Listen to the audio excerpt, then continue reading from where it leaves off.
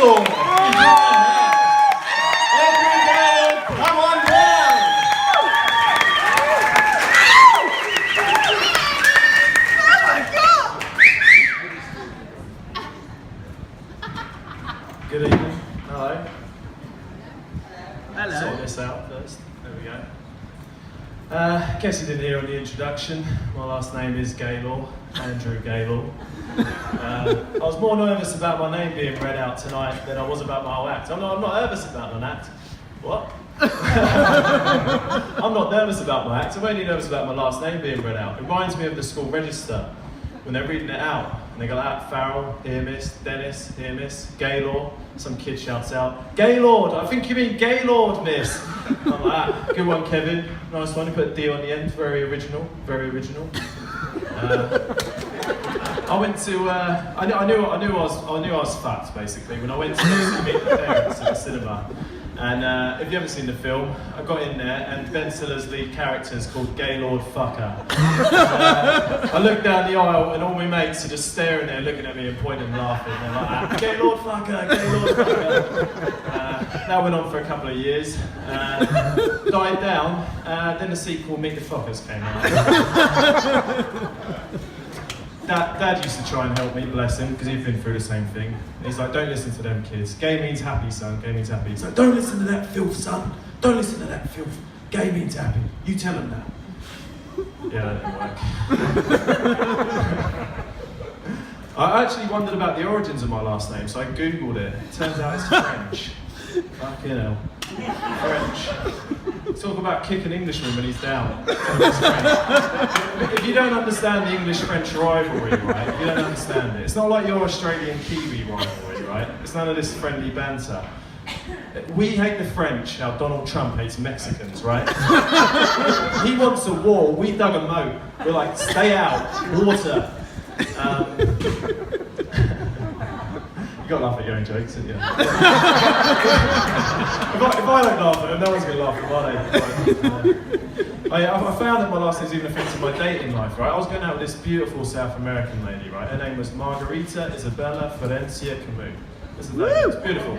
Margarita Isabella Ferencia Camus. We were in love. We started talking about marriage one night. She broke up with me. She left. Apparently, Margarita Isabella Ferencia Gaylor wasn't quite going to cut it for her. Thank you, there was a little R at the back there. I am single, ladies. That's right. I heard that women like funny blokes, so I signed up to this comedy course, so we had. Fuck it. My favourite phrase in the whole English language is fuck it, right? It's just brilliant. I mean, it can be used in so many circumstances, but if you take the phrase and then you can use it to make the most ridiculous, outrageous ideas seem plausible. You're just like, oh, fuck it, I'll do it. Some examples. When Britney Spears shaved her head, I guarantee you the last thing she said was, fuck it. When Bruce Gender decided to become a woman, I deliberately said gender,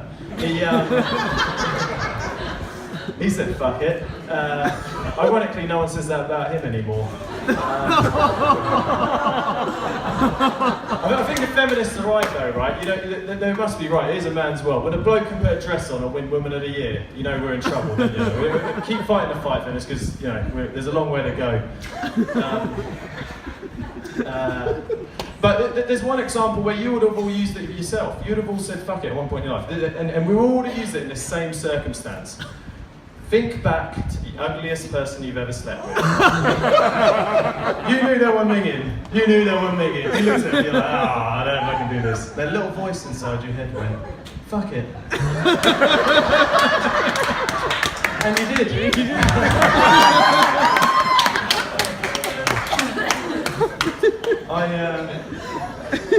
This is going better than I thought. I'll come back for the next one, Rob.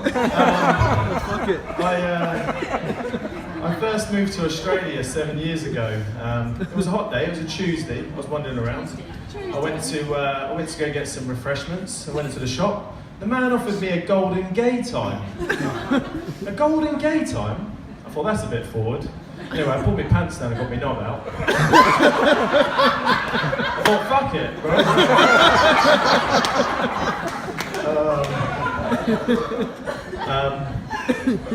Anyway, things got awkward, obviously. I found out it was an ice cream. I bummed him anyway.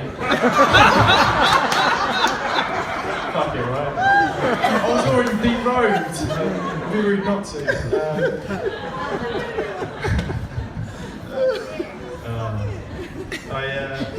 I live down by towards Bondi English, obviously. Twat. And I get scared swimming around with sharks, and I worry about shark attacks, especially when you hear over the news and you hear that there's been a shark attack recently, right? And the news presenter comes on, a man died today in a... Oh, I nearly messed that up. A man died today in an unprovoked shark attack. Unprovoked shark attack? They always say unprovoked shark attack. What the fuck is a provoked shark attack? Does that mean that some blokes out there just swimming around, splashing the water, saying they're some sharks? Why do they need to differentiate between the two?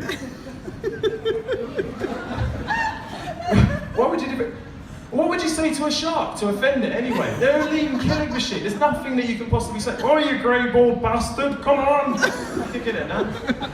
But it got me thinking. And this is a serious point. If you did die in a shark attack, it wouldn't be that bad, would it? You would be the biggest fucking legend anyone has ever known. Every single person who's ever met you would be claiming that they knew you, right? Everyone's going, oh, I knew the bloke who died in a shark attack, right? The lads, all your mates will be down the pub using it as a sob story of women. They'll be trying to pick up chicks with your death story, right? You would have reached ultimate wingman. That's the highest accolade that you can achieve in this life. You would have done that in death.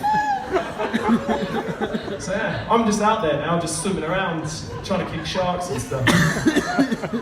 That's for you, lads. I'm doing that for you. Get the numbers up there. Sorry, ladies.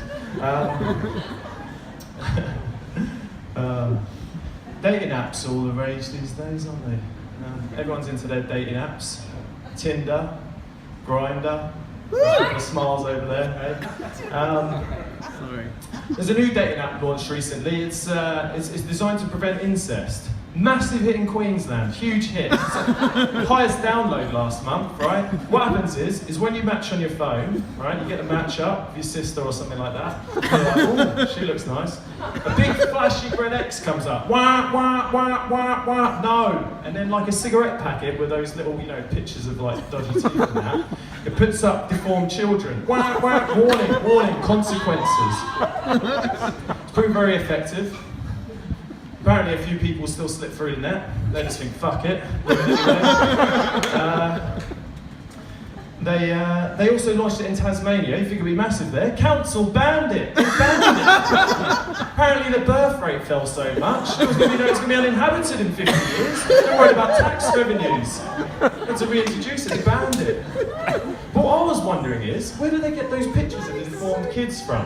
Where do they get the pictures from? Apparently, they just got a high school yearbook from Townsville and just took material from there.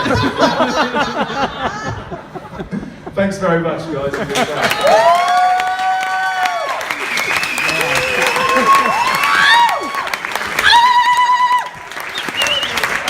Gaylor.